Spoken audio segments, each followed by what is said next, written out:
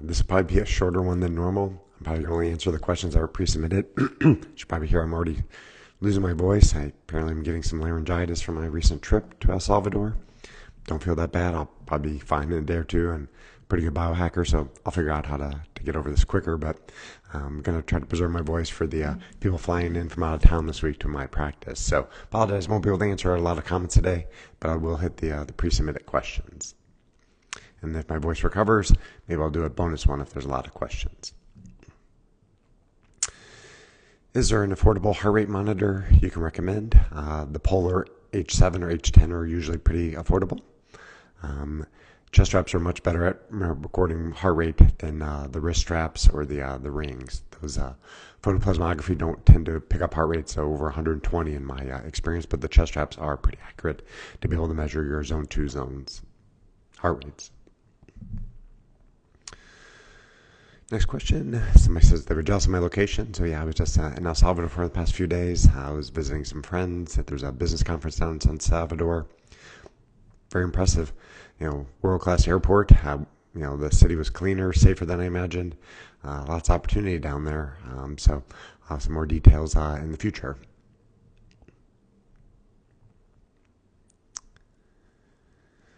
Next question. What are my thoughts on a hybrid sauna, infrared panels, and traditional rocks? No concerns, really.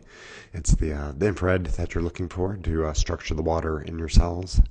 The glycocalyx lining the arteries, there's heavily structured water, and so that's what you're utilizing the infrared light for. But you do want to make sure it's a low EMF environment, so either screen it with a meter or have a building biologist test it before you sit in the thing. Because I've had other saunas which have been said to be low EMF, but when I use my meters, if you're up against higher panels, it's very high, so I just stayed away from the panels. Would I agree if your fasting insulin is less than 5, a high LDL probably is an issue? No, I'd absolutely disagree. Insulin resistance is common, but it is not the only thing that damages the glycocalyx. There's hundreds of things that damage it. So if your glycocalyx is damaged because of heavy metals, infections, oxidized LDL, oxidized phospholipids, then yes, a high LDL is also still a problem. So you have to test for endothelial dysfunction, look for vascular inflammation. Generally like to look at scans like the EndoPAT, CIMT, and a calcium score to really tell people if they're low risk or high risk.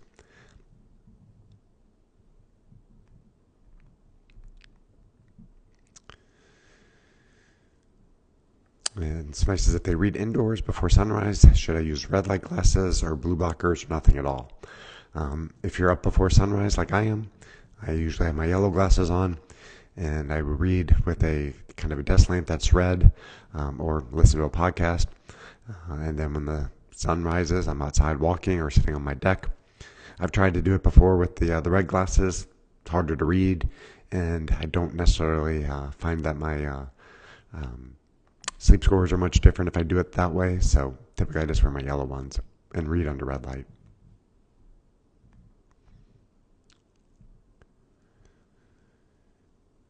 The book Invisible Rainbow suggests links from non-EMF to many disease. Is the heart affected too? Absolutely. The heart has 40% by volume mitochondria, and the mitochondria are sensing the non-native EMFs. So if you're in a EMF hellhole, you may have palpitations, high blood pressure, and it may collapse the structured water in the glycocalyx, making the artery stiff and more prone to developing plaque. So EMFs definitely can potentially affect the cardiovascular system.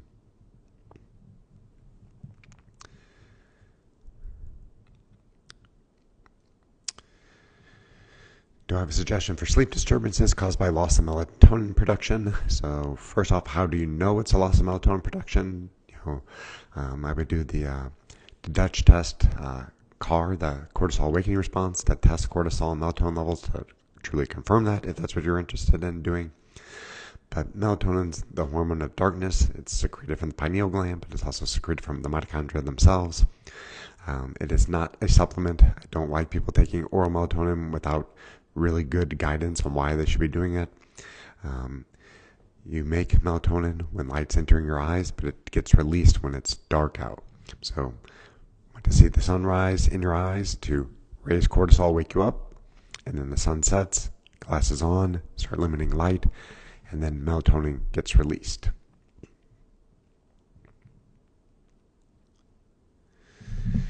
And have I uploaded blood work to AI yet? Yes, there's some lab-specific ones that I have. Did not find them all that accurate yet. For Grok, I played around with it a little bit. Is it accurate? It mostly just reads the reference ranges on the report. It says these are low, high, or optimal. But it would need some customized feedback from myself to be able to say that's truly accurate, because I have different optimal zones than what most lab companies would have for certain labs. And then the lifestyle recommendations, supplements, or meds that I often recommend, Grok doesn't know about those all directly. So I think it may be useful, but as Grok says, it's not a doctor. Don't upload personal information. You don't know what they're going to do with your information if you upload PDFs to them. So if it's anonymized data and you're playing around with it, maybe a good starting point to learn about certain things that you have questions about, but then bring that question to your doctor so they can further explain it to you. But great question, but I think that's coming in the future, that it'll be a very useful tool. All right.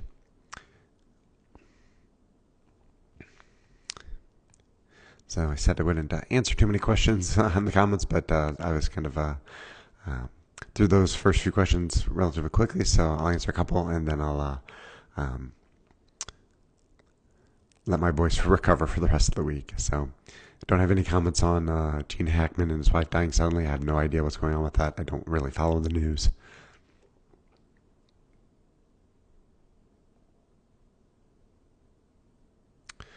And would I recommend taking CoQ10 in general, or is this something prescribed for distinct health reasons? Your liver makes CoQ10. You use CoQ10 in your mitochondria to shuttle electrons. If you're on a beta blocker or a statin, it will deplete your production of CoQ10, so often those patients should consider supplementing and generally shoot for a CoQ10 level, serum level over 3, but not everybody needs it. So short and sweet. Sorry guys, I'm losing my voice, getting a little bit of laryngitis from this recent trip. Gotta let my voice recover, and if it's better by the end of the week, maybe I'll do a bonus one on Friday. But otherwise, I'll be back next Monday, 6 p.m. Central Time. Take care, guys.